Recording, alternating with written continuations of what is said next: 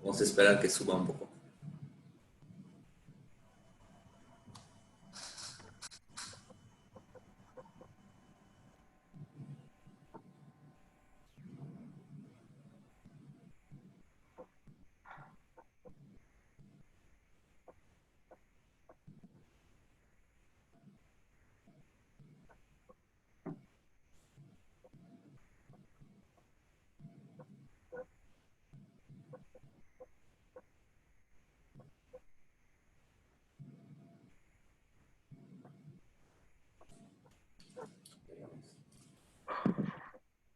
Ok, vamos a empezar.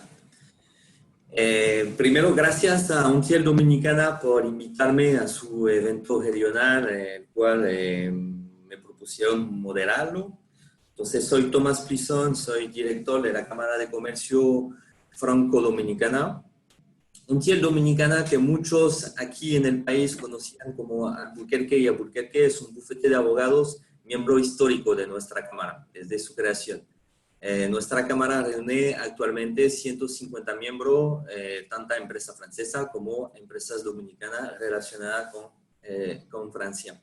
La presencia económica francesa en el país se compone de inversión directa, alrededor de 30 filiales de multinacionales francesas como Carrefour, Total, en combustible, Vinci en port, aeropuerto, tuvimos a Orange y ahora a Altis en telecomunicación, Air Liquide en sector industrial, Apu Energy en energía renovable y Air France en aviación, entre otros. Además de la inversión directa, las empresas francesas intervienen en proyectos públicos innovadores, como el metro y el teleférico de Santo Domingo. Pocos saben en América Latina que la República Dominicana tiene 2 líneas de metro y va a desarrollar otra línea de teleférico urbano, ¿no? Como existe en algunos países andinos. Hablamos de empresas tipo Alstom, Thales, SIM, TESO, Sofratesa y Poma, que ellos trabajan en muchos países de Latinoamérica. También tenemos proyectos en el sector de agua, medio ambiente, con Vinci y Veolia, que son multinacionales del sector. Para lograr estos proyectos, beneficiamos del brazo financiero francés, que es la Agencia Francesa de Desarrollo, que acompaña al gobierno en la financiación de esos proyectos públicos. Estamos hablando de alrededor de un poquito más de $1.000 millones a lo largo del tiempo. Dominicana es también el primer socio comercial de Francia en el Caribe, con intercambios anuales que alcanzan los 300 millones de euros, compuesto de productos agrícolas, por su gran mayoría orgánicos. Dominicana tiene una gran producción de productos orgánicos agrícolas, como el banano, el cacao, alimentarios también, productos transformados, y materiales médicos y preparaciones farmacéuticas transformados en zona franca. Quería hablar un poquito de eso para que vean que Dominicana es una economía muy dinámica, tiene mucho crecimiento económico a lo largo del tiempo y también tiene una diversidad de su sector productivos económicos, ¿no? Y no solamente turismo. Para tener una visión regional en este benchmarking de hoy, nos acompañan varias firmas de Ontier en todo el continente. Entonces vamos de Miami hacia Bolivia, Perú, México y por supuesto República Dominicana, que nos hicieron. Entonces todos sus bufetes nos harán presentación hoy. El tema que vamos a tratar son las medidas tomadas por los gobiernos en cuanto a las problemáticas de las empresas para reactivar sus actividades. El paro mundial de la actividad económica es un evento único, sin embargo, las empresas tuvieron todas a través del mundo los mismos retos principales, que es preservar la salud de sus empleados y mantener su tesorería, su finanza para cubrir sus gastos fijos sin poder realmente vender productos o servicios. Desde nuestra cámara hicimos un breve levantamiento hacia algunos miembros sobre justamente las problemáticas que enfrentan las empresas aquí en el país y la idea era proponer medidas económicas a las autoridades. Es un ejercicio que hizo en varias cámaras francesas en Latinoamérica y verán que los temas que se van a presentar hoy son muy similares. Entonces los gobiernos verán que los gobiernos respectivos acogieron medidas para primero cuidar la salud de la población y preservar los empleados, entonces los sueldos y su salud.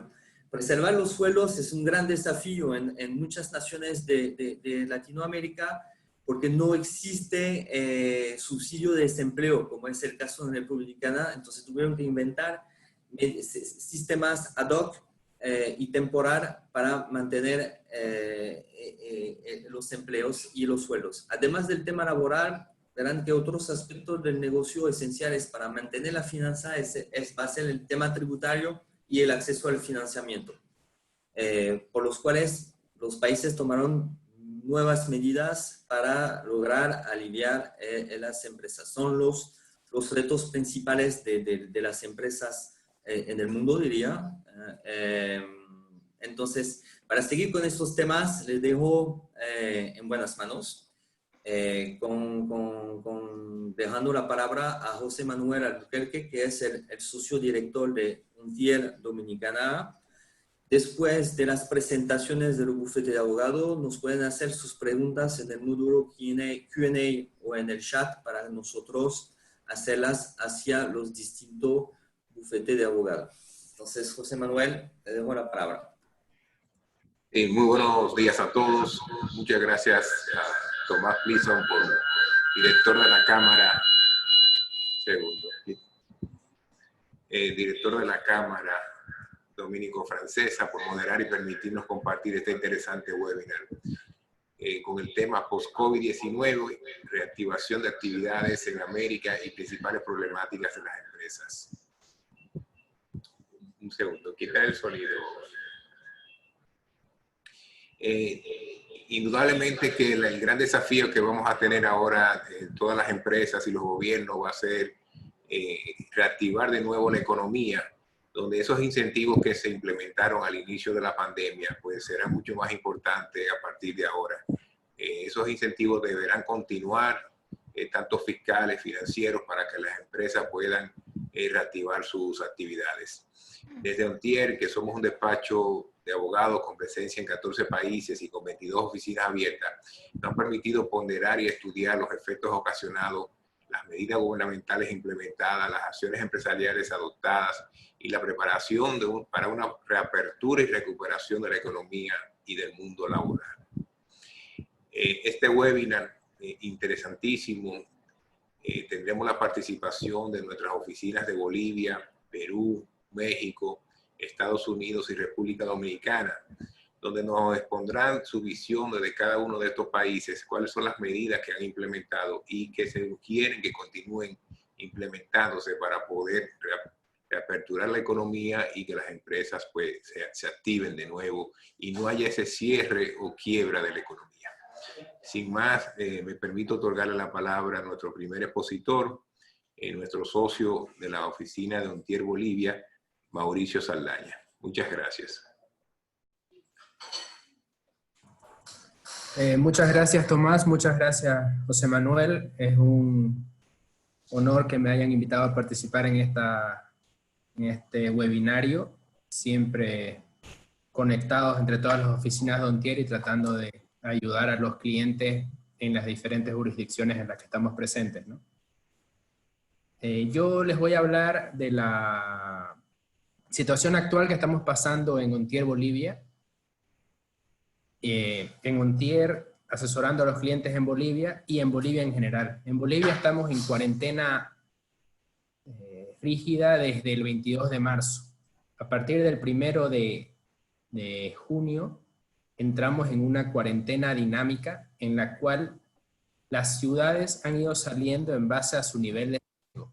Entonces todas las entidades territoriales autónomas, ya sean departamentos, municipios, comunidades indígenas, que tengan un índice de riesgo que no supere el 0.83, que es una escala que está haciendo el Ministerio de Salud, pueden salir en cierto horario entre las 5 de la mañana y 6 de la tarde para trabajar. Entonces, hemos visto que ya la economía se está moviendo. Esto gracias a lo que ha fomentado el gobierno y también gracias a que existieron ciertas actividades necesidades básicas que nunca dejaron de trabajar durante la cuarentena. Se dice que estamos entrando al pico de infecciones y al pico de decesos dentro del COVID, ¿no? Entonces la ciudadanía en sí está con bastante miedo de volver a trabajar, pero la gran cantidad de empresas ya está volviendo a trabajar, ya sea en ciertos horarios, en ciertas ciudades, pero se está queriendo reactivar la economía poco a poco. Yo voy a ser muy breve y les voy a comentar las medidas laborales principales que se han adoptado, las medidas impositivas, las medidas aduaneras y lo que ha fomentado el gobierno para que las empresas no entren en bancarrota y puedan seguir funcionando, ¿no? En lo laboral, todas las empresas que estén trabajando actualmente o que vayan a iniciar sus trabajos tienen que adoptar un protocolo de bioseguridad. Para cada sector hay su propio protocolo de bioseguridad. Entonces, los empleadores deben encargarse de dotar de los implementos básicos de bioseguridad para sus trabajadores. Luego, existen ciertas licencias para trabajadores que sean mayores de 5 años y puedan o tengan una enfermedad de base, y para madres que tengan hijos menores de 5 años. Ellos tienen que pedir cambiar de modalidad de teletrabajo, y si es que no pueden teletrabajar, se lo tienen que ir descontando de sus vacaciones. Eso ha sido un poco molestoso para algunos trabajadores, pero lo que se trata de hacer con esto es preservar la vida, ¿no? Luego, en el tema de obligaciones de la seguridad social a corto y largo plazo, que aquí en Bolivia se tienen que presentar planillas, presentar accidentes de trabajo mes a mes, ahora todo se ha migrado a las plataformas digitales y el plazo se ha suspendido. El plazo está suspendido hasta 30 días una vez se levante totalmente el estado de emergencia y la cuarentena. Lo mismo pasa con las multas no están corriendo, y algo que es muy nuevo es la reglamentación del teletrabajo. Se emitió un decreto supremo en el cual las empresas pueden ahora contratar a personas por teletrabajo o pueden migrar los contratos actuales de sus trabajadores para el teletrabajo. Se debe firmar una adenda en la que tienen que estar de acuerdo ambas partes, ¿no? En el tema de medidas impositivas, en Bolivia existen 4 cierres fiscales al año: 31 de marzo, 30 de junio, 30 de septiembre y 31 de diciembre. Todos los contribuyentes que cierran el 31 de diciembre, que es la gran mayoría de los contribuyentes, porque son los servicios y comercio, de la gestión 2019 tenían que pagar los impuestos hasta el 30 de abril del 2020. Entonces, esto se ha diferido y ahora han alargado el plazo hasta el 14 de julio, tanto para la presentación de los estados financieros como para el pago. Lo mismo con los impuestos mensuales. En Bolivia se paga IVA e IT, que son impuestos mensuales, y los mismos están diferidos hasta julio. Siguiente, por favor. En el caso de las medidas aduaneras, la aduana, a pesar de que se restringieron todo tipo de vuelos internacionales, la aduana siguió trabajando porque hubieron muchos vuelos humanitarios o vuelos de carga en la cual se importaron todos los que sean insumos y equipos médicos. Y todo lo que sea relacionado a insumos, equipos médicos, dispositivos médicos y todo lo que haya sido adquirido desde que inició la cuarentena hasta ahora, que sigue vigente y va a seguir vigente, tiene gravamen cero. Ingresa al país sin pagar un solo centavo de impuestos.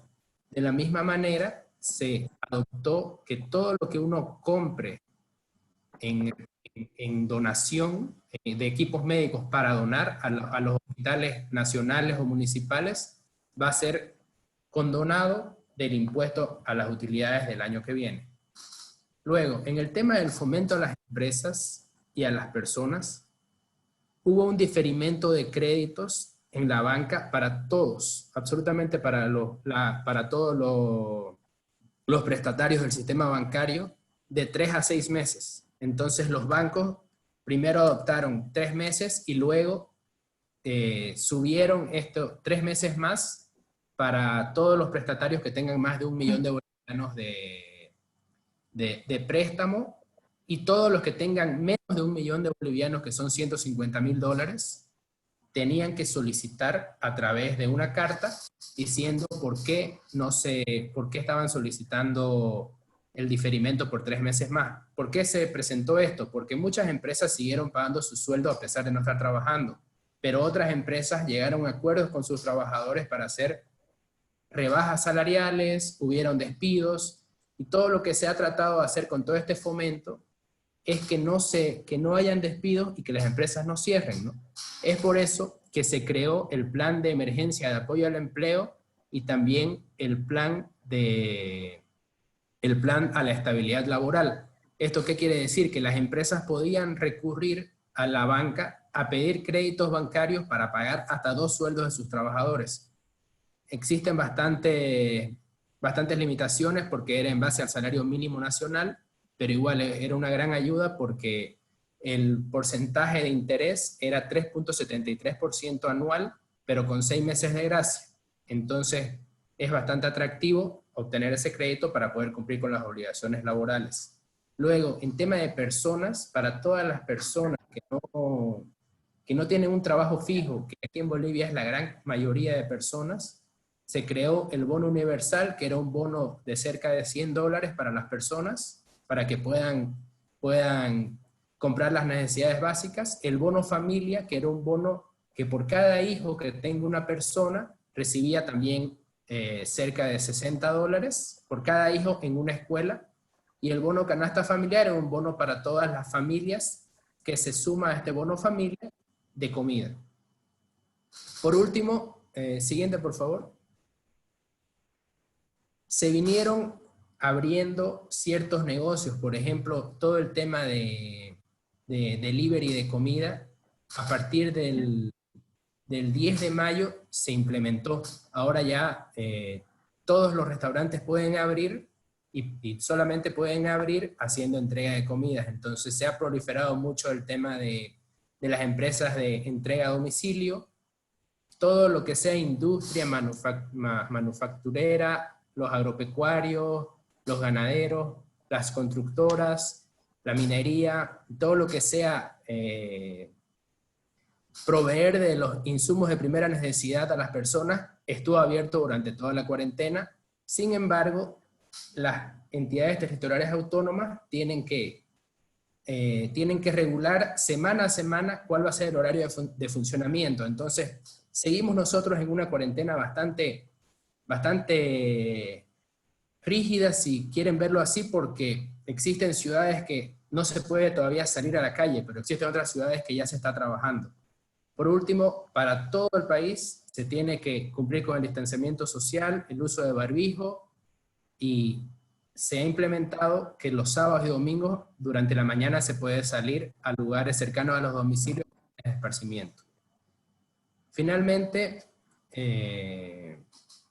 se ha adoptado a nivel nacional también para todas las empresas que ya están trabajando, de que solamente se pueda trabajar en horario continuo. Aquí en Bolivia nosotros trabajamos, la jornada normal es de 8 a 12 y de 2 de la tarde a 6 de la tarde. Entonces ahora sí o sí se puede trabajar máximo 8 horas al día, horario continuo. Ahora, habiendo hecho esta pequeña exposición, cualquier duda que tuvieran sobre Bolivia pueden hacerlo al final, y cedo la palabra a nuestra compañera María Gracia Osores, abogada de Ontier, Perú. Muchas gracias, Mauricio. Tal como dijo, mi nombre es María Osores, soy abogada tributarista de Ontier, Perú. Bueno, como todos sabemos, hay diversas predicciones respecto a la economía, respecto a lo que efectivamente se nos viene a nivel mundial, a nivel de América Latina, a nivel de Perú. En muchos casos predicciones más alentadoras que otras. Por ejemplo, en el Perú se habla de que hay una caída del PBI del 5%, en los mejores de los casos, en el peor de los casos 15%, va a haber recesión, aumento del índice de pobreza, desempleo. Hay varios sectores afectados, el turismo, que es nuestra tercera industria, es una de las más afectadas, por así decirlo. Pero en medio, digamos, de esta crisis, obviamente el gobierno peruano ha dictado diversas medidas para ayudar a que las empresas se mantengan a flote. Un poco también para ponerse en contexto, nosotros estamos en una cuarentena, o sea, en un estado de emergencia en realidad declarado a partir del 16 de marzo de este año hasta el 30 de junio, obviamente el aislamiento social se ha dado de manera estricta, por lo menos hasta fines de mayo. La economía obviamente está reactivándose de poco a poco. Lamentablemente los índices de infectados siguen creciendo, lo cual obviamente juega en contra, porque esto es prácticamente una especie de mezcla entre lo que son políticas sanitarias y las políticas económicas, una especie de pugna entre ambas, ¿no? Evidentemente el Estado, como dije, ha emitido diversas medidas, tanto sanitarias, laborales, financieras, tributarias y administrativas, de las cuales me voy a enfocar más que nada en una que es financiera específicamente, que me parece bastante interesante, y en los paquetes fiscales que ha dictado. Digo también tributario porque si bien ahorita las empresas están más enfocadas en pagar planillas, en pagar a proveedores, obviamente la parte tributaria, la parte fiscal, es una variable importante en la ecuación, ¿no? Siguiente. Siguiente diapositiva, por favor. Gracias. Dentro de estas medidas financieras, más allá de los subsidios, los pequeños subsidios que ha podido dar el Estado, esta medida de acá es, digamos, la más importante, de la cual varios clientes se han acogido, que es el programa Reactiva Perú. Básicamente, en este caso, el Estado está garantizando los créditos que, digamos, las empresas del sistema financiero están colocando, ¿no? Para que las empresas, digamos, o sea, el sector empresarial pueda, digamos, solventar lo que vendría a ser obligaciones a corto plazo, es decir, obligaciones de reposición de capital de trabajo. Quiere decir, por ejemplo, pago de remuneraciones, pago a proveedores. Lo interesante es que obviamente pueden acceder a tasas preferenciales, incluso hasta menores, en algunos casos incluso menores a 1%, ¿no? Obviamente la garantía del Estado no cubre todo el préstamo, como pueden ver en el cuadro del tercer punto, por así decirlo. Las garantías cubren entre el 80 y el 98% dependiendo del préstamo. Esta norma particularmente ha sido muy buena, como les dije, varios clientes han intentado, o sea, están, perdón, acogiéndose al programa. Lo único que ha tenido varias modificaciones, porque justamente si bien todas las empresas por normativa pueden acogerse, en la práctica se ha visto que la mayoría de empresas que estaban acogiéndose eran empresas, grandes empresas, con lo cual las MIPES y otras empresas más chicas evidentemente tienen un acceso restringido, con lo cual se han flexibilizado requisitos. Y otro de los puntos que obviamente este programa, que es particularmente es uno de los programas que me parecen más interesantes, es el tema de la fiscalización. Como dije, este tipo de programa está dirigido a que los empresarios, digamos, paguen a sus proveedores o las remuneraciones. Con lo cual, evidentemente, el Estado en este caso va a tener que fiscalizar de manera eficiente, digamos, a qué están dirigiendo estos préstamos, ¿no? Lo cual es un reto y un obstáculo, sobre todo en países como el nuestro, que evidentemente hay índices de corrupción a veces un poco altos, ¿no? Pero básicamente este ha sido uno de los programas que efectivamente han dado liquidez, están dando liquidez a las empresas peruanas, que están prácticamente paradas o están en fase de reactivarse o despertar, ¿no? Ahora, siguiente, por favor. Gracias. Dentro de las medidas fiscales, en realidad también han sido medidas dirigidas a dar liquidez a la empresa. Es decir, no hay condonaciones, no hay exoneraciones, sino básicamente es dar flujo de dinero, caja, a las empresas que obviamente tienen, como les dije, tienen otras obligaciones más importantes que pagar. Por ejemplo, una de las medidas que se han dado son las prórrogas al impuesto, al impuesto a la renta anual y a las obligaciones mensuales, por ejemplo. Lo que evidentemente de alguna manera es bueno, como digo, puede beneficiar mucho a empresas grandes que les puede dar un respiro, pero por ejemplo para las empresas pequeñas ahora se están viendo las disyuntivas de tener un impacto fiscal un poco alto, porque tienen que pagar ahora la cuota prorrogada y la cuota del mes, con lo cual evidentemente no es, o sea, son medidas que sí son buenas, son interesantes, pero efectivamente suponen un reto para la parte financiera de la empresa, porque tiene que ver el impacto de efectivamente pagar diversos tributos o diversas obligaciones, tanto las prorrogadas como la que efectivamente corresponde al mes, ¿no? Y eso supone también, de alguna manera, poder estudiar si efectivamente, oye, me acojo a los fraccionamientos que se están dando, a los aplazamientos. Algunos clientes preguntan, oye, ¿pago o no pago? Si puedes pagar, efectivamente paga. Si no puedes pagar, efectivamente hay que ver si nos acogemos a fraccionamientos y cómo es el impacto financiero durante los siguientes meses, que es justamente el reto que tienen las empresas, sobre todo las medianas, las MIPES, las medianas y pequeñas empresas, incluso también las micro. Después se ha dado un nuevo régimen de depreciación acelerada para activos y para construcciones, que una vez más es una buena medida tributaria, no es una nueva, se ha dado en otros años, pero también se tiene que utilizar con mucho cuidado, porque obviamente lo que hace la depreciación es generarme a mi gasto. A mayor gasto tengo obviamente una base imponible menor y tengo obviamente pago menos impuestos. Pero si en este año, por ejemplo, yo tengo pérdidas y subo mi gasto, voy a tener una mayor pérdida. Y si esa pérdida tributaria, que finalmente puede ser un escudo fiscal para los próximos años, no lo puedo utilizar, porque generalmente las pérdidas tributarias tienen un fin, un límite, no la puedo agotar, entonces sencillamente ese mayor gasto no me sirve. Entonces, si bien son medidas que son interesantes, particularmente las empresas pueden verse beneficiadas, no todas pueden acceder a ellas, no todas efectivamente, no todas van a dar el mismo impacto financiero, ¿no? Bueno, más que nada era eso, era explicar un poco las medidas tributarias y las medidas financieras que se han dado más importantes, y con eso yo, bueno, termino mi exposición y le doy paso a Mariana Reyes, abogada de Ontier México. Hola, mil gracias. Primero que nada, gracias a la Cámara Francesa por permitirnos participar en su webinar. Estamos encantados de poder platicar con ustedes. Les platico un poquito cómo está la cosa en México. En realidad aquí estamos todavía en el pico de la pandemia. No hemos reactivado las actividades todavía.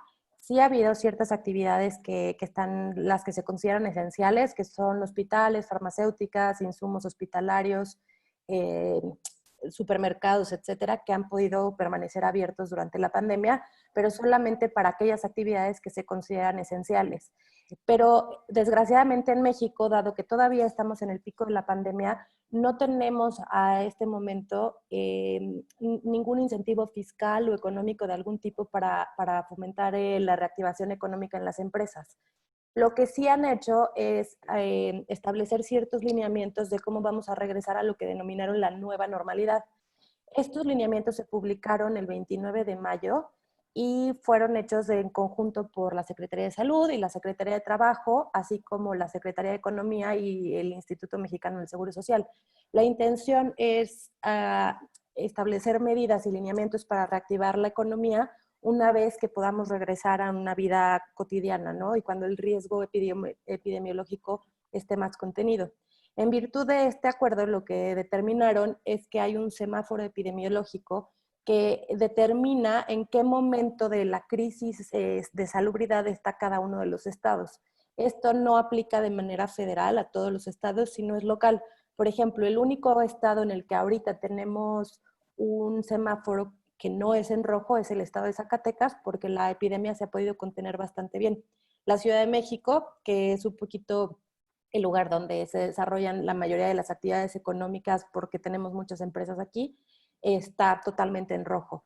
Entonces, lo que sí es que, los lineamientos lo que determinan es que una vez que se vaya cambiando el semáforo en cada uno de los estados y en las ciudades, se podrá ir reactivando diferentes actividades de conformidad con ese semáforo. El semáforo está dividido en el máximo nivel, que es rojo, el alto naranja, después tenemos el amarillo y el verde. El verde es, digamos, que está totalmente contenido y se puede regresar a una normalidad donde todo el mundo puede trabajar. Como les decía, ahorita estamos en rojo. Lo que sí es que se han reactivado las economías, la minera, la construcción y la construcción automotriz, porque esos son fundamentales para el desarrollo económico en México. Entonces, lo que se ha hecho es que se han tomado medidas en el plano laboral que son bastante estrictas con respecto a la salubridad y higiene.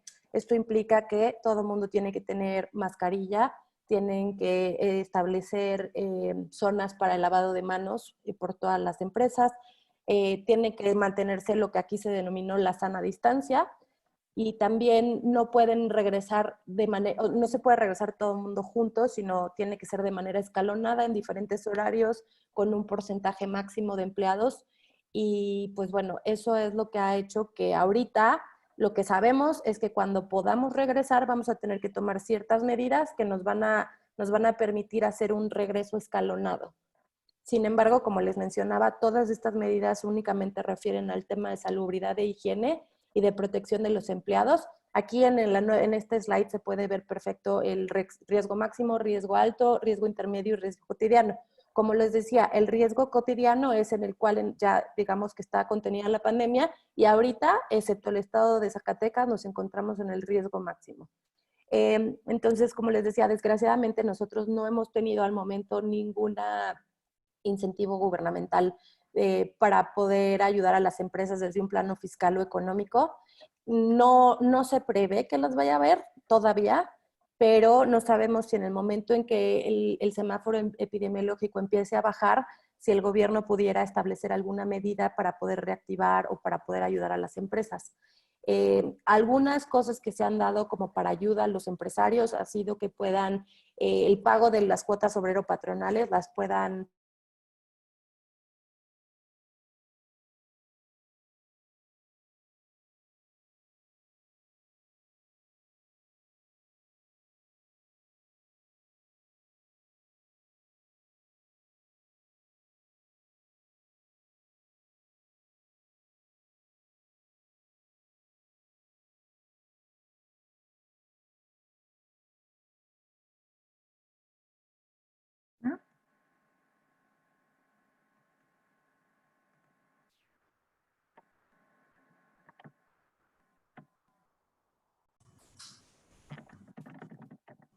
Parece que se le ha cortado a Mariana. Se ha cortado la...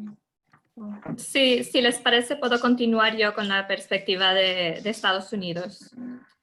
Hola a todos, soy Cristi García, socia de Ontier Miami, y voy a tocar un poco las medidas que ha tomado el gobierno federal, medidas laborales y medidas también fiscales. Como según conocen, en Estados Unidos tenemos que ser conscientes que hay varias capas de regulación. Siempre tenemos la regulación federal y después las regulaciones estatales. Y también es muy importante que las empresas pongan atención no solo al condado en el que están operando, sino también la ciudad. Por ejemplo, aquí la ciudad de Miami ha tomado medidas un poco más estrictas que otras partes de la Florida, incluso otras partes de Miami. El gobierno federal empezó a tomar medidas según se iba desarrollando un poco el virus en Estados Unidos. La primera medida que tomaron fue a través del Family First Coronavirus Response Act, marzo 18.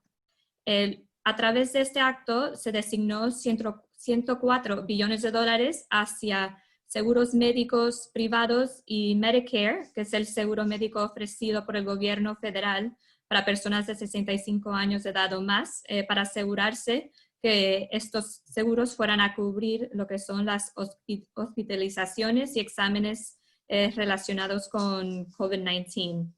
Más importante, este acto lo que hizo fue modificar los requisitos para poder recibir unemployment o para poder cobrar la baja.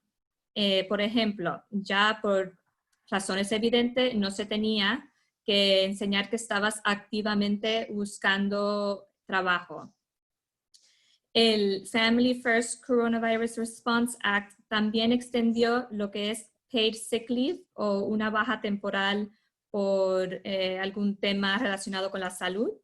Este paid sick leave le aplica a empresas con menos de 500 empleados y básicamente lo que el acto requería de las empresas es que le cubran al menos 80 horas de baja laboral pagadas a los empleados y en este caso se tuviera que cubrir la nómina completamente o con un máximo de $511 al día. También se incorporó bajo el Family First Coronavirus Response Act un programa nuevo bajo el Paid Family Leave que básicamente tenía el propósito de ayudar a esas personas que por el cierre de las escuelas se tuvieran que quedar en casa para cuidar de los niños. Si por esta razón un trabajador no podía teletrabajar o incluso en principios cuando todavía se podía ir a las oficinas, la empresa no podía despedir a este trabajador y le tenía que cubrir 2/3 de su nómina regular.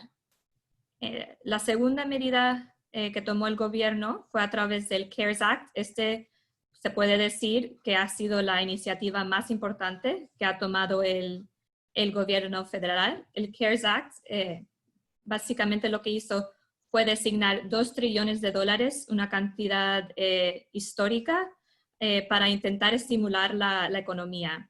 Esto lo hicieron a través de un stimulus check. Seguro que todos han escuchado esto en las noticias, pero le han enviado a todos los americanos que estaban ganando menos de $75,000 al año hasta $1,200. Esto es un pago de una vez y era básicamente como una ayuda adicional que quería dar el gobierno federal a las personas y a las familias. Los 1,200 variaba un poco dependiendo de si estabas casado, de si tenías hijos, podías incluso recibir un poco más, un poco menos. También muy importante, bajo el CARES Act, el gobierno federal añadió $600 más semanales a lo que es el cobro del paro o unemployment. Por lo tanto, trabajadores que estaban en unemployment podían recibir no solo las ayudas del Estado, sino también otros $600 adicionales semanalmente. Y el CARES Act también dejó deferir pagos de hipotecas por 6 meses hasta 1 año.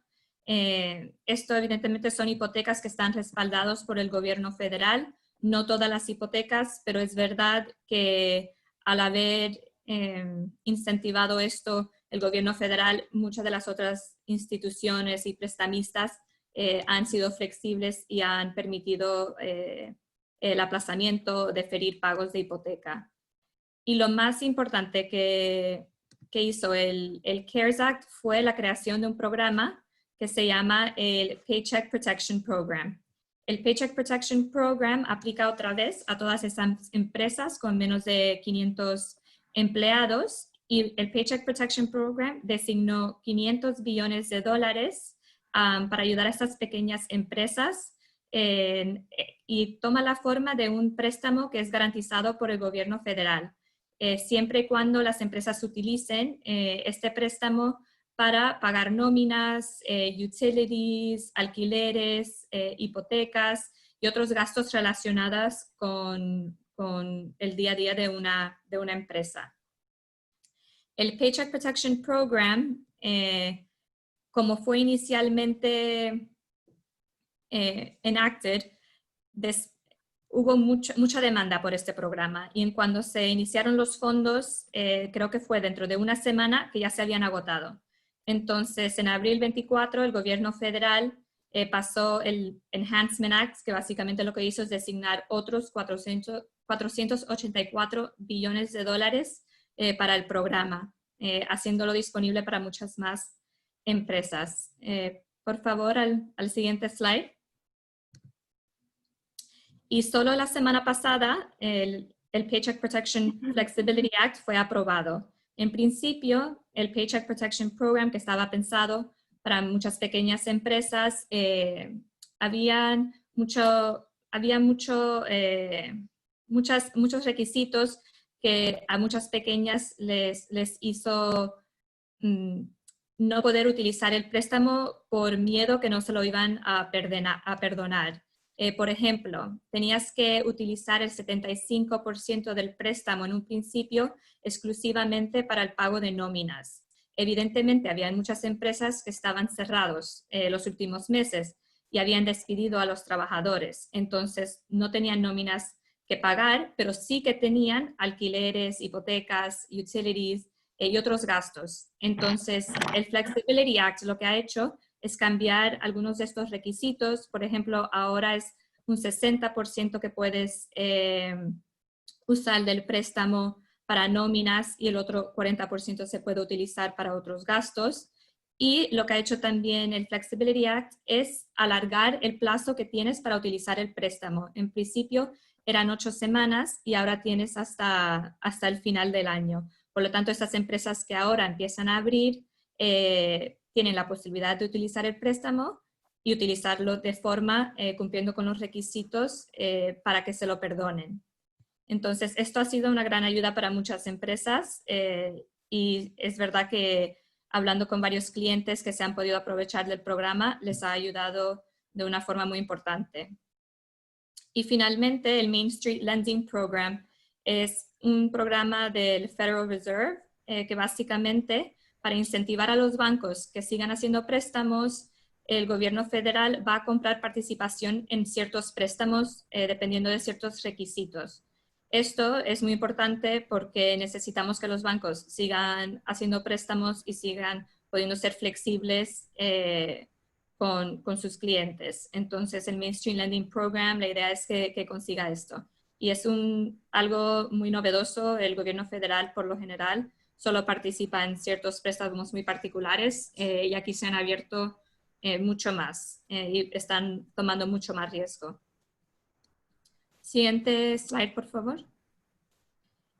Y ahora para tocar un poco en Estados Unidos, ya estamos en una fase de apertura. Es verdad que cada estado está un poco en distintas fases, pero la mayoría de los estados ya han permitido que abran los negocios de forma un poco reducida, pero los restaurantes, muchos de los centros comerciales ya están viendo clientes y han implementado ciertas medidas evidentemente para guardar la salud y la seguridad de sus clientes y sus trabajadores, pero ya se empieza a ver actividad.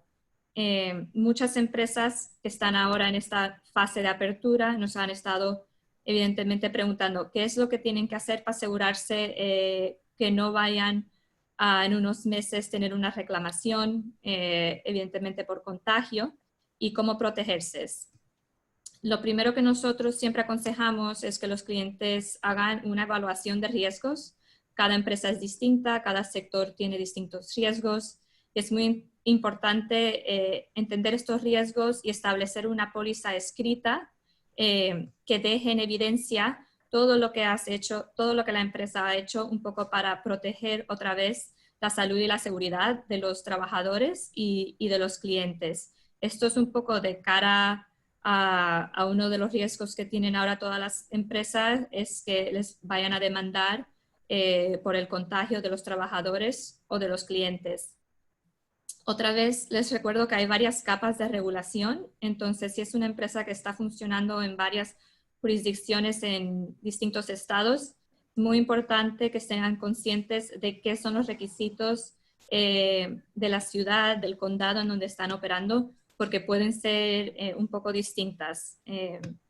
Es verdad que Estados Unidos, por lo general, tiene un sistema de compensación de trabajadores que se llama Workers' Compensation Insurance muy fuerte, y este sistema lo que hace es que le ofrece cierta inmunidad a las empresas, porque en lugar de demandar al empleador, el trabajador puede presentar un reclamo de compensación a la compañía de seguro.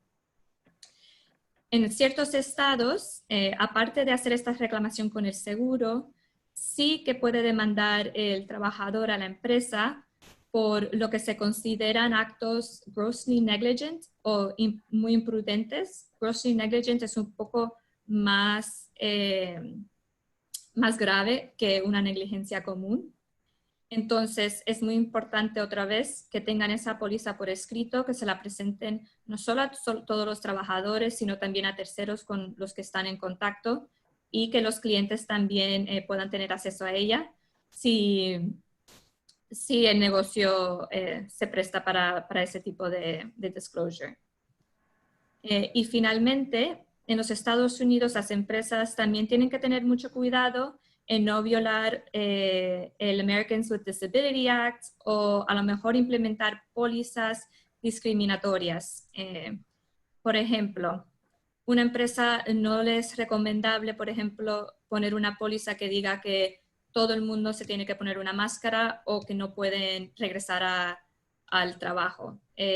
Si por alguna razón hay un trabajador que tiene una razón médica, por ejemplo, por no poder ponerse una máscara, la empresa debe intentar acomodarles o encontrar algún remedio para esa persona. Pero lo que nosotros llamamos como blanket policies, que aplican igual para todos, en ciertas circunstancias en Estados Unidos tienes que tener cuidado que no se puedan interpretar como discriminatorias, e incluso violando el Americans with Disability Act, que protege a personas con cualquier discapacidad. Y finalmente, hay muchas empresas que nos están preguntando si sus trabajadores ahora pueden acogerse al teletrabajo y si ellos tienen la obligación de dejarles seguir teletrabajando o si les pueden requerir regresar a la oficina. Otra vez, esto tiene que ver con la razón. Si el trabajador tiene una preocupación médica, otra vez es algo que las empresas deben tomar en cuenta e intentar buscar algún tipo de compromiso. Pero si es simplemente que o por miedo de regresar al trabajo, por contagios, no quieren regresar, entonces el trabajador no tiene derecho a acogerse al teletrabajo y la empresa puede despedirlo o de manera temporal a lo mejor despedirlo hasta que el trabajador se sienta cómodo regresando. Evidentemente es un tema sensitive o que las empresas deben un poco entender que pueden ser fears razonables que tienen los trabajadores. Ahora con esto le paso la palabra a mi compañera de República Dominicana, Catherine Vallejo.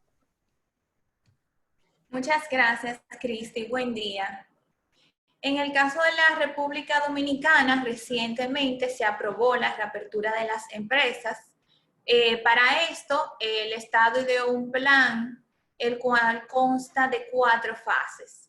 La primera de estas comenzó el 20 de mayo del presente año y actualmente nos encontramos en la fase 2, la cual básicamente nos indica el tipo de empresa que puede operar y la capacidad del personal que puede estar en las instalaciones de la empresa, ya sea micro, pequeña, mediana o grande.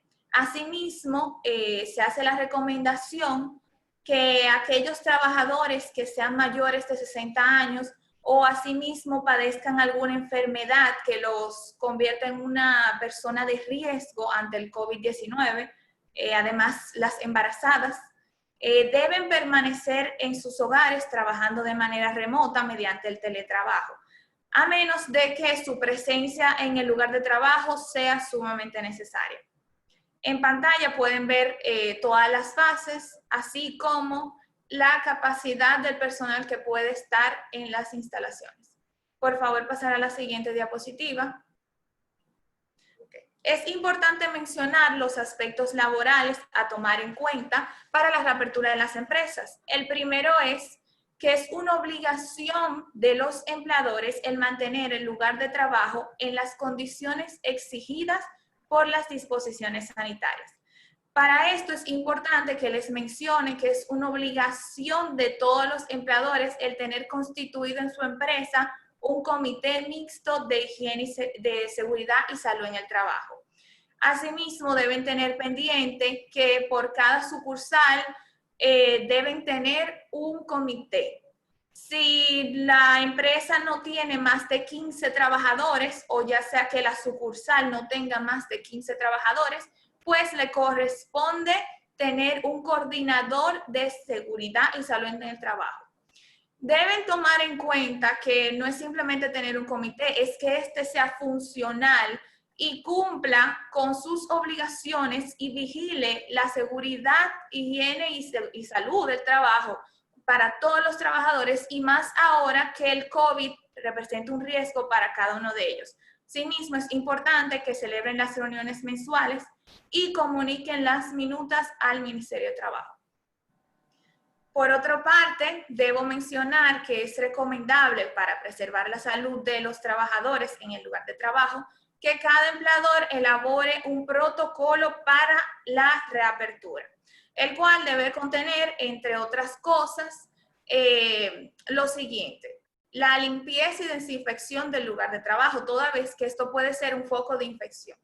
Debe identificar dónde y cómo los empleados dentro del lugar de trabajo pueden ser expuestos al COVID-19.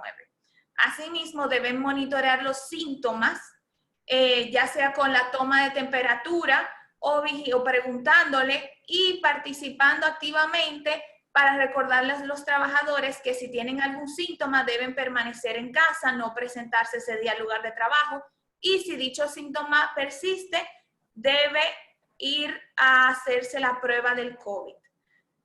También debe establecer el uso obligatorio de las mascarillas en el lugar de trabajo, así como entregar los equipos de protección de personal a todos los trabajadores, en especial a aquellos que tienen que trabajar fuera de los establecimientos.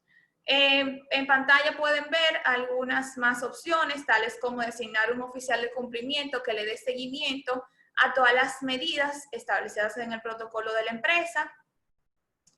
Y los más importantes, como evitar la aglomeración en los casos que sea posible, las empresas continuar con el teletrabajo si no es necesario la presencia de los trabajadores en el establecimiento. Por último, en el aspecto laboral es importante mencionarle la flexibilización y extensión del programa de ayuda FASE. FASE fue un programa de ayuda creado en principio para los meses de abril y mayo, donde el Estado prestaba una ayuda económica para aquellos trabajadores que fueron suspendidos, así como las empresas que continuaron sus operaciones. En ese sentido, una de las modificaciones que se le hizo al programa FASE fue que todo tipo de empresas, sin importar el sector económico y el tamaño, pueden aplicar a fase 2. Siempre y cuando no se encuentren expresamente excluidas. Aquí hay una excepción, que es el caso de las universidades, que pueden aplicar a fase 2 siempre y cuando continúen con sus operaciones. Asimismo, se extendió por 30 días la ayuda de FASE, por lo que va a durar por todo el mes de junio de este año. Otra de las medidas fue que se permite que una empresa se acoja simultáneamente a fase 1 y fase 2. Por lo que si tiene trabajadores suspendidos, puede acogerse a fase 1 y dicho trabajador va a recibir la ayuda del gobierno. Y acogerse a fase 2 si continúa sus operaciones y recibir el aporte de 5,000 pesos para el trabajador, y únicamente la empresa va a completar el salario. Asimismo, cumpliendo con el pago de la seguridad social. Por último, permitieron varias empresas acogerse a FASE, tales como restaurantes, heladerías, empresas de seguridad privada, centros dermatológicos, odontológicos, etc. En pantalla lo pueden ver. Por favor, pasar a la siguiente diapositiva. Okay. Para finalizar, en el caso de la República Dominicana, fueron tomadas varias medidas en materia tributaria a raíz del COVID-19. Las que se mantienen actualmente, que son las más importantes, podemos mencionar el aplazamiento de la fecha límite para la presentación y pago del impuesto sobre la renta para aquellas empresas que tengan un cierre fiscal al 31 de diciembre. Este aplazamiento fue para el 29 de junio del 2020. Asimismo, se permite hacer acuerdos de pago de hasta 4 cuotas mensuales iguales y consecutivas para el pago del impuesto sobre la renta de personas físicas y sucesiones indivisas del periodo fiscal 2019. Continuando con el impuesto sobre activos, se exoneró la primera cuota, por lo que si a la fecha ya el beneficiario de esta exoneración ya la había realizado, pues se pasa a la segunda cuota. Únicamente tendrá que pagar la primera cuota. Asimismo, de esta medida se benefician las MIPYMES que tengan su cierre fiscal al 30 de junio 2019, 30 de octubre 2019 y el 31 de diciembre 2019. Además, para poderse beneficiar de esta exoneración, la MIPYME no podrá haber generado ingresos brutos mayores de 58.314.600 pesos. Continuando con la declaración jurada informativa de las asociaciones sin fines de lucro, se aplazó la presentación para el 29 de junio del 2020. En cuanto a la declaración jurado y pago de la primera cuota para aquellos contribuyentes acogidos al régimen simplificado de tributación, esto será para el 29 de junio del 2020. En cuanto al anticipo del impuesto sobre la renta, fue exonerado para los periodos fiscales de marzo y abril 2020. Esto es para las personas jurídicas o negocios de un único dueño y los grandes contribuyentes que tengan alguna circunstancia y se hayan acogido a esta exención parcial o total. Por último, se liberó de los impuestos arancelarios e ITEVIS a los equipos y materiales médicos para todos aquellos contribuyentes que estén sujetos a estos tributos. Eso es todo en cuanto a las medidas tributarias. Vamos a dar apertura a la fase de preguntas y respuestas. Muchas gracias. Paso con Thomas, please.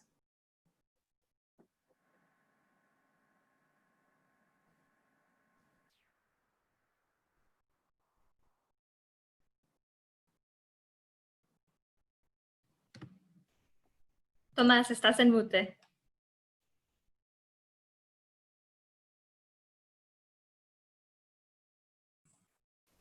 Ok, gracias. Ya. Ok, entonces no recibimos preguntas del público. Voy a hacer las preguntas que se recibieron antes del evento. La primera pregunta es para la República Dominicana, realmente. Primera pregunta es, mi empresa está constituida como persona física en RD. En estos momentos somos 2 integrantes, incluyendo a mí. Ambos estamos incluidos en el Sistema Integrado de Registro Laboral, el SIRLA, del Ministerio de Trabajo, pero quiero iniciar la actividad a partir de este mes de junio. Entonces, suspende su actividad, pero él quiere adelantar ahora para empezar.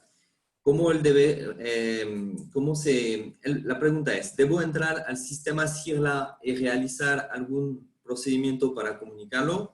O por lo contrario, no debo realizar ninguna gestión y cuando acabe el plazo indicado por el gobierno dominicano, el propio SIRLA me devuelve a la situación previa, anterior a nuestra inclusión en el sistema. Muchas gracias, Tomás. En el caso del SIRLA, ellos crearon un nuevo formulario que es el DGT-12, con el cual se comunica el cese de la suspensión de los contratos de trabajo. En ese sentido, si se quiere reabrir la empresa, continuar con las operaciones, es necesario que previo a esto comuniquen el cese de la suspensión, toda vez que es una falta si los trabajadores se presentan a trabajar estando suspendidos. Ok. Tengo una pregunta yo, es más en cuanto a nosotros cámaras y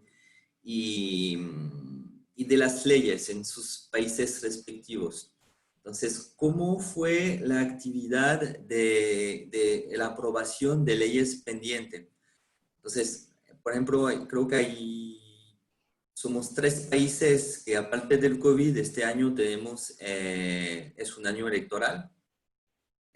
Debe de tener a Bolivia, nosotros Estados Unidos. Bueno, Estados Unidos la institucionalidad es un poco bastante más elevada que la de nosotros, pero ¿cómo se estancó las leyes de grandes reformas? Por ejemplo, en Dominicana se estaba esperando leyes de aprobación, ley de agua, para lanzar grandes programas, y cómo fue la actividad de los congresos, de los gobiernos federales, entiendo, como en Estados Unidos, en cuanto a la aprobación de nuevas leyes, saber si se cumplió o si la actividad se se centró solamente en el COVID.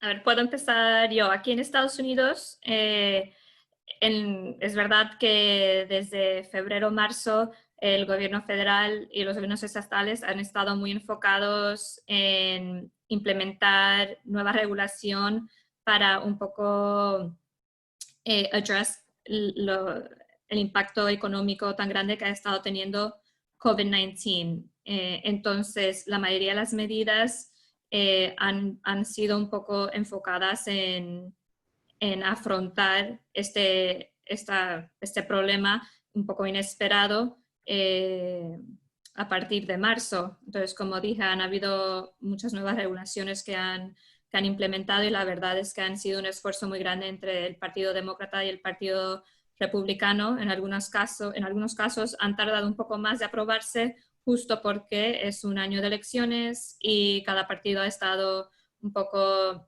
lobbying para incluir lo que ellos ven más importante en cada acto. Pero creo que han hecho un gran trabajo, especialmente con la aprobación del Payment Protection Program y ciertas medidas fiscales. Creo que pudieron poner sus diferencias aparte y realmente implementar una regulación que ha ayudado muchísimo a las pequeñas empresas y a los trabajadores.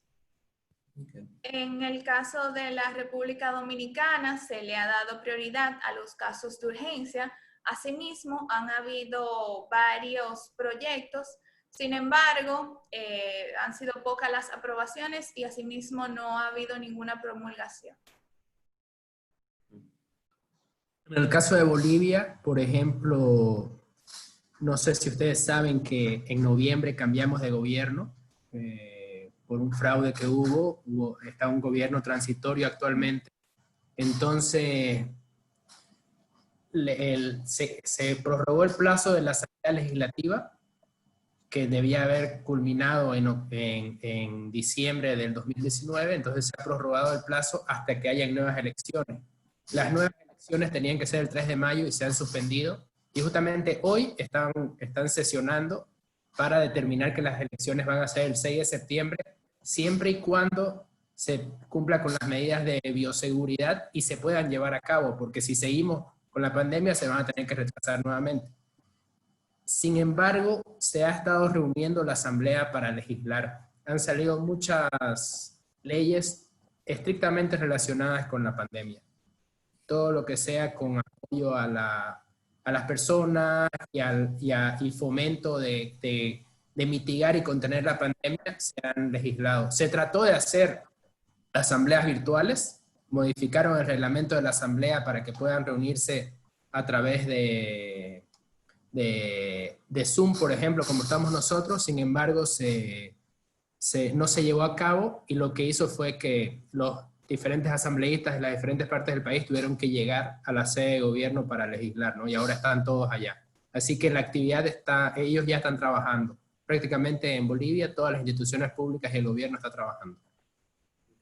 En Perú, Antes que nada, una disculpa por el problema técnico que tuvimos. Les platico, en México. En realidad estamos todavía en el pico de la pandemia. Ahorita ninguna institución está trabajando, excepto para cosas de atención en emergencias de COVID. Sí se están sacando algunos decretos y acuerdos, pero los lineamientos y todos los decretos van en función de cómo atender la crisis a este momento. Como les contaba, en México ahorita no hemos tenido ninguna legislación para hacer algún tipo de incentivo fiscal o económico. En realidad ha sido meramente atención sanitaria y de higiene, y algunos temas laborales para protección a los empleados durante este momento de crisis, ¿no? Pero realmente seguimos en un momento de fase crítica en donde no estamos teniendo nada que no sea atención específica e inmediata para la pandemia. Y bueno, desde Perú, más que nada, desde marzo en realidad el gobierno se estaba abocando 100% efectivamente a sacar normativas. Laboral ha sido uno de los rubros donde efectivamente han sacado un montón de normativas para poder de alguna manera implementar el teletrabajo, entre otras medidas. En tributario también se han quedado algunas cosas en el tintero. O sea, digamos, el Congreso ha dado facultades, en este caso al Poder Ejecutivo, para que saque diversos decretos legislativos en materia tributaria, legisle en materia tributaria. Hay algunas cosas que no se han aprobado, otras cosas que efectivamente se han aprobado, mucho más de lo que efectivamente se ha expuesto en esta pequeña entrevista, esta pequeña conversación.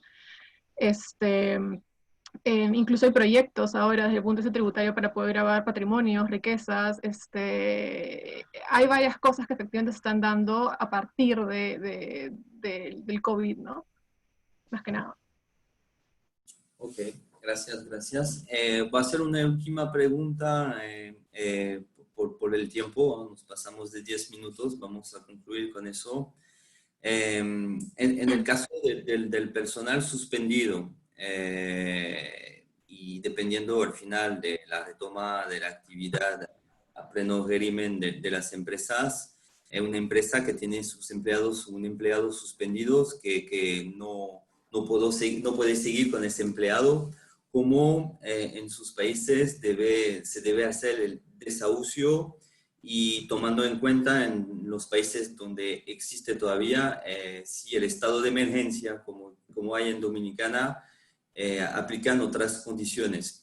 Eso es la primera parte de la pregunta. Y al final se presentó, yo vi de Estados Unidos también, cuáles son los derechos de los empleados en su reincorporación laboral, qué pueden exigir hacia el empleador en su reincorporación. En el caso de la República Dominicana, para poner en contexto a los demás países, el desahucio es la terminación del contrato de trabajo de manera unilateral, sin alegar causa, pagando una indemnización al trabajador, la cual es las prestaciones laborales y los derechos adquiridos. En ese sentido, si bien estamos en un estado de emergencia, eso no quiere decir que no se pueda desahuciar a los trabajadores. Por lo que aquellos trabajadores, en virtud de que la suspensión fue a raíz del COVID y no por una causa inherente a la persona del trabajador, ellos pueden proceder con el desahucio del mismo, pagándole las prestaciones laborales y derechos adquiridos a la fecha. En Estados Unidos, la mayoría de los estados tienen lo que se llama at-will employment. Esto quiere decir que la empresa como el trabajador puede terminar su relación unilateralmente por causa o sin causa. Por lo tanto, había muchas empresas, al verse cerradas, tomaron la decisión de despedir a la mayoría de sus trabajadores. Esto también le permite a los trabajadores que puedan cobrar el unemployment. Entonces, en Estados Unidos, el impacto que ha tenido COVID-19 o el estado de emergencia no prohíbe a una empresa poder despedir o terminar la relación con sus empleados. En México la legislación es muy proteccionista del empleado, entonces los empleadores no pueden ahorita terminar la relación laboral, tienen que mantener todo el salario completo.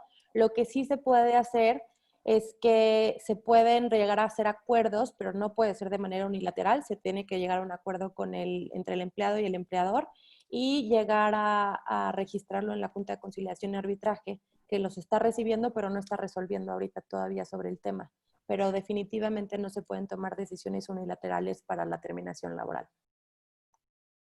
Okay. En Bolivia, por ejemplo, al igual que en México, es bastante proteccionista. El trabajador tiene bastantes derechos y el empleador tiene muy pocos derechos. Sin embargo, en esta situación existe una sentencia constitucional que permite el despido por fuerza mayor, porque en Bolivia no se puede despedir a alguien si uno tiene una justa causa. Uno no puede ir y decirle, aquí está tu carta de despido, te pago tu desahucio y tu indemnización y te vas. No, el trabajador tiene que aceptarlo si quiere irse, si no puede solicitar la reincorporación. Sin embargo, en esta situación de fuerza mayor que estamos viviendo, existe una sentencia que ampara a las empresas para poder despedir. Sin embargo, hay que pagar absolutamente todos los beneficios. Hay que pagar desahucio, que son 3 meses, hay que pagar indemnización por tiempo de servicio, que es 1 mes de trabajo por año de servicio, y todas las vacaciones, aguinaldo y todo lo que le corresponda, ¿no? Sin embargo, esta tiene que ser la última instancia a la que recurra la empresa. Tiene que poder demostrar que está en riesgo de cerrar la empresa y que por el bien mayor de la mayor cantidad de trabajadores se está recurriendo a este instituto del despido por fuerza mayor.